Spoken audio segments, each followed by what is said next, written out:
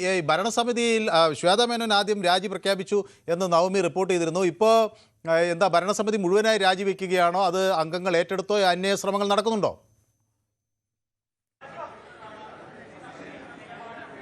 മനു, എന്തായാലും പുതിയ ഭരണസമിതി അധികാരത്തിലെത്തി ഒരു വർഷമാകുന്നതിന് മുൻപ് തന്നെ ഭരണസമിതി രാജിവെച്ചിരിക്കുകയാണ്. അങ്ങനെയാണെങ്കിൽ ഇനി പുതിയൊരു തിരഞ്ഞെടുപ്പ് ഉണ്ടാകും. ഈ കമ്മിറ്റി തന്നെ അഡ്ഹോക് കമ്മിറ്റിയായി നിലനിന്നുകൊണ്ട് വാർഷിക റിപ്പോർട്ടിലടക്കം കൃത്യത വരുത്തിയതിനു ശേഷമായിരിക്കും അടുത്ത അംഗങ്ങൾ അധികാരത്തിലെത്തുക. അതിനു മുമ്പായി ഒരു തിരഞ്ഞെടുപ്പ് നടക്കുമെന്നാണ് അറിയാൻ സാധിക്കുന്നത്. വലിയ ആരോപണങ്ങൾ, പ്രത്യാരോപണങ്ങൾ, തർക്കങ്ങൾ, അതിനൊക്കെ ഒടുവിലാണ് ഇപ്പോൾ ഭരണസമിതി പ്രസിഡന്റ് ശ്വേതാ മേനോന്റെ നേതൃത്വത്തിലുള്ള ഭരണസമിതി രാജിവെച്ചിരിക്കുകയാണെന്നാണ് അറിയാൻ സാധിക്കുന്നത്. ശ്വേതാ മേനോൻ, കുക്കു പരമേശ്വരൻ അടക്കമുള്ളവരെല്ലാം തന്നെ രാജിവെച്ചിരിക്കുകയാണ്. അങ്ങനെയാണെങ്കിൽ ഇനി അടുത്ത തിരഞ്ഞെടുപ്പിലേക്കായിരിക്കും അമ്മ സംഘടന നീങ്ങുക. അതിനു മുൻപ് തന്നെ നമുക്കറിയാം, ഈ ഹേമ കമ്മിറ്റി റിപ്പോർട്ട് പുറത്തു വന്നതിന് ശേഷമായിരുന്നു ആ സംഘടന രാജിവെച്ചത്. അതിനു മുൻപ് സിദ്ദിഖായിരുന്നു പ്രസിഡന്റായിട്ട് ഉണ്ടായിരുന്നത്.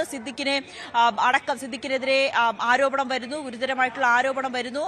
ലൈംഗിക ആരോപണത്തെ തുടർന്ന് സിദ്ദിഖ് രാജിവെക്കുന്നു. തുടർന്ന് ആ ഭരണസമിതിയിൽ, ആ കമ്മിറ്റിയിലുള്ളവർക്ക് എല്ലാവർക്കും തന്നെ ഇത്തരത്തിലുള്ള ആരോപണങ്ങൾ വരികയും ആ കമ്മിറ്റി തന്നെ പിരിച്ചുവിട്ടുകൊണ്ട് അന്നും അവർ അഡ്ഹോക് കമ്മിറ്റിയായി തുടർന്നു. പിന്നീട് ഒരു തിരഞ്ഞെടുപ്പ് വരട്ടെ, ആ തിരഞ്ഞെടുപ്പിൽ സ്ത്രീകൾ തന്നെ, വനിതകൾ തന്നെ അതിന്റെ തലപ്പത്തേക്ക് വരട്ടെ, സംഘടനയെ നല്ല രീതിയിൽ മുന്നോട്ട് കൊണ്ടുപോകാൻ സാധിക്കുമെന്ന തരത്തിലുള്ള ഒരു വിലയിരുത്തൽ ഭൂരിഭാഗം അംഗങ്ങളിൽ നിന്നുമൊക്കെ ഉണ്ടായി. പക്ഷേ ആ കമ്മിറ്റി ചുമതലയെടുത്ത് ഒരു വർഷം തികയുന്നതിന് മുമ്പ് തന്നെ ഇപ്പോൾ പ്രസിഡന്റ് ശ്വേതാ മേനോന്റെ നേതൃത്വത്തിലുള്ള കമ്മിറ്റി, എക്സിക്യൂട്ടീവ് കമ്മിറ്റി പൂർണ്ണ പരാജയമാണെന്ന് അംഗങ്ങൾ വിലയിരുത്തി. അതിനെ തുടർന്ന് ഈ കമ്മിറ്റി തന്നെ രാജിവെച്ചിരിക്കുകയാണ്.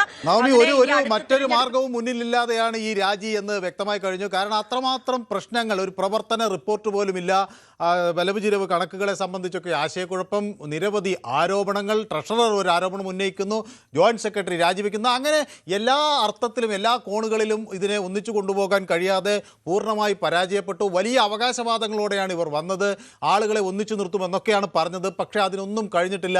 അതിനൊക്കെ ആ ഘട്ടങ്ങളിലൊക്കെ പരാജയപ്പെട്ടാണ് ഈ നേതൃത്വം മറ്റൊരു മാർഗവുമില്ലാതെ രാജിവെച്ച് പോകുന്നത്. അപ്പോൾ നേരത്തെ നവമി എന്നോട് പറഞ്ഞത് സ്വാഭാവികമായ ഒരു അഡ്ഹോക് കമ്മിറ്റി രൂപീകരിക്കും എന്നാണ്. അത് നിലവിലെ ഭരണസമിതിയിലെ അംഗങ്ങൾ ആയിരിക്കുമോ അഡ്ഹോക് കമ്മിറ്റി, അതോ അതിന് എന്തെങ്കിലും പുതിയ മാർഗനിർദ്ദേശങ്ങൾ വരുന്നുണ്ടോ? എങ്ങനെ ഒരു അഡ്ഹോക് കമ്മിറ്റി രൂപീകരിച്ചാണ് ഇനി തുടർ നടപടികളെക്കുറിച്ച് അമ്മായുടെ വാർഷിക ജനറൽ ബോഡി ആലോചിക്കുക?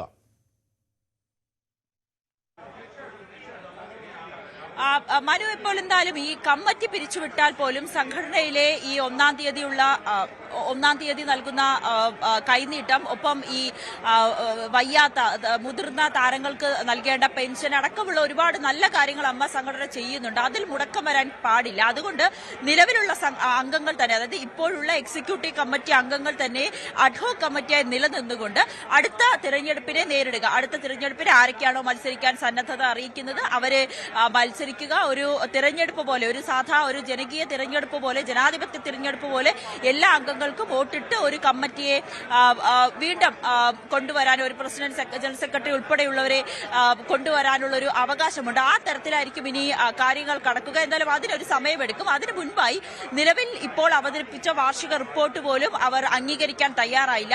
ആ വാർഷിക റിപ്പോർട്ടിന്റെ കണക്കുകൾ കൃത്യമായി കഴിയാൻ, അതായത് വരവ് ചെലവ് കണക്കുകൾ എല്ലാവരെയും ബോധിപ്പിക്കുന്ന തരത്തിലേക്ക് കൊണ്ടുവരുന്നതിന് വേണ്ടി ഒരു 45 ദിവസത്തെ സാവകാശമാണ് ശ്വേതാ മേനോൻ ആവശ്യപ്പെട്ടത്. എന്തായാലും അതിനുള്ളിൽ തന്നെ ശ്വേതാ മേനോൻ ഇതിലെ കണക്കുകൾ അടക്കമുള്ള കാര്യങ്ങൾ കൃത്യത വരുത്തും. അതിനുശേഷം മാത്രമായിരിക്കും അടുത്ത തിരഞ്ഞെടുപ്പിലേക്ക് പോവുക. നേരത്തെ തന്നെ അംഗങ്ങൾ ഇത് ആരോപണവുമായി ഉന്നയിച്ചിരുന്നു. പ്രത്യേകിച്ച് ഈ വാർഷിക ജനറൽ ബോഡി ചേരുന്നത് തന്നെ ഈ വരവ് ചെലവ് കണക്കുകളെ കുറിച്ചുള്ള കാര്യങ്ങൾ അവതരിപ്പിക്കുകയും അത് അംഗങ്ങൾക്ക് ബോധ്യപ്പെടുകയും ചെയ്യണം. അതിനു വേണ്ടിയിട്ടാണ് പ്രധാനമായും ഈ ജനറൽ ബോഡി ചേരുന്നത്. ഒപ്പം മറ്റു ചില ആനുകൂല്യങ്ങൾ അല്ലെങ്കിൽ പെൻഷൻ ഉയർത്തുക, അങ്ങനെയുള്ള കാര്യങ്ങളിലുമൊക്കെ ചർച്ചകൾ നടക്കും. ഇപ്പോൾ ഈ വരവ് ചെലവ് കാര്യങ്ങൾ അവതരിപ്പിച്ചതിൽ പോലും വലിയ അവ്യക്തത ഉണ്ടെന്ന് തന്നെയാണ് അംഗങ്ങൾ പറയുന്നത്. അതുകൊണ്ട് അത് ക്ലിയർ ആക്കിയതിനു ശേഷം മാത്രമായിരിക്കും അടുത്ത തിരഞ്ഞെടുപ്പിലേക്ക് പോവുക.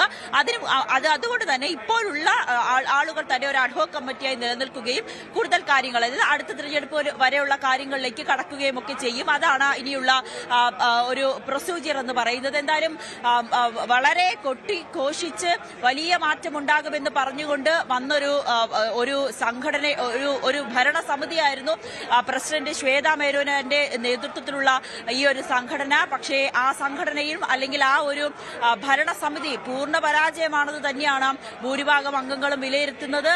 അതിന്റെ അടിസ്ഥാനത്തിൽ തന്നെയാണ് ഇപ്പോൾ ഇത് രാജിവെച്ചിരിക്കുകയാണ്. President Shweta Menon, general secretary Kukku Parameswaran അടക്കമുള്ളവർ രാജിവെച്ച് പുറത്തു പോയിരിക്കുകയാണ്. ഇനി പുതിയ കമ്മിറ്റി രൂപീകരിക്കും.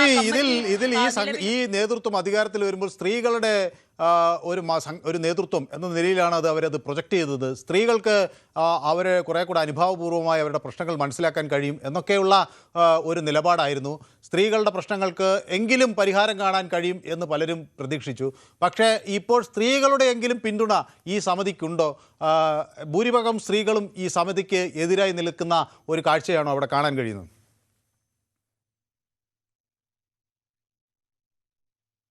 ഇതിൽ ഏറ്റവും പ്രധാനപ്പെട്ട കാര്യം, അല്ലെങ്കിൽ ഈ ഒരു സംഘടന പരാജയപ്പെട്ടു പോയി എന്ന് പറയുന്നതിൽ ഏറ്റവും പ്രധാനപ്പെട്ട കാര്യം അൻസിബ തൊടുത്തുവിട്ട ഒരു അമ്പ് തന്നെയാണ്. അതായത് അൻസിബയ്ക്കെതിരെ ഇത്തരത്തിലുള്ള പരാമർശങ്ങൾ വരുന്നു. അൻസിബയെ മോശമാക്കുന്ന രീതിയിൽ പൊതുസമൂഹത്തിന് മുന്നിൽ പലരും പല അഭിപ്രായങ്ങളും പറയുന്നു, സംഘടനയ്ക്കുള്ളിൽ പറയുന്നു.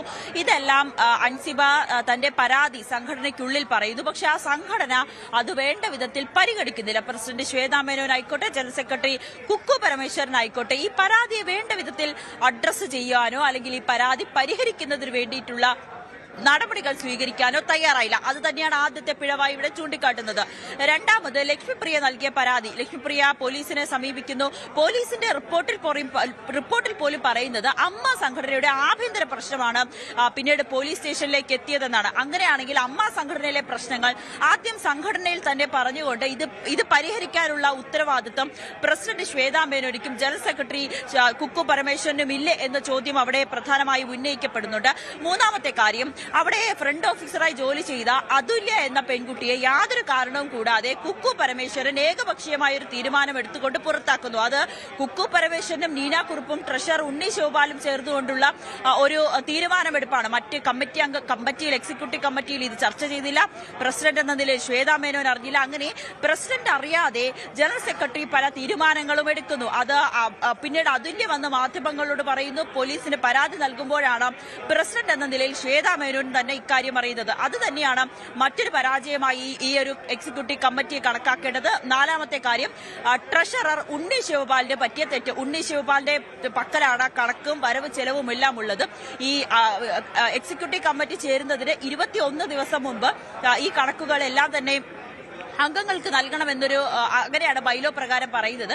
പക്ഷെ അതുപോലും കൃത്യമായി ഉണ്ണി ശിവപാൽ എത്തിച്ചില്ല. പകരം ഉണ്ണി ശിവപാലിന് അവധി കൊടുത്ത് വിദേശത്തായിരുന്നു ഉണ്ണി ശിവപാലിന് അവധിയിൽ പ്രവേശിക്കാനുള്ള അനുമതി നൽകുന്നു. അതുകൊണ്ട് തന്നെയാണ് ഈ കണക്കിൽ ഒക്കെ പ്രസിഡന്റ് എന്ന നിലയിൽ ശ്വേതാ മേനോന് പോലും കൃത്യമായിട്ടുള്ള ഒരു ഉത്തരം പറയാൻ നൽകാത്തത്. ഇതൊക്കെ തന്നെയാണ് ഈ ഭരണസമിതി രാജിവെക്കുവാനും ഭരണസമിതിക്ക് ഒപ്പം ആളുകൾ നിൽക്കാതെ ഭൂരിപക്ഷം ആളുകളും ഈ ഭരണസമിതി രാജിവെക്കണം എന്നൊരു തീരുമാനത്തിലേക്കും എത്താനുള്ള കാരണം ഇതൊക്കെ തന്നെയാണ്. മനു, നവമി, അതിൽ മറ്റൊരു പ്രധാനമായ ഒരു ചോദ്യം ഉയരുന്നത്, ഇനിയൊരു പുതിയ നേതൃത്വം വരേണ്ടതുണ്ട്.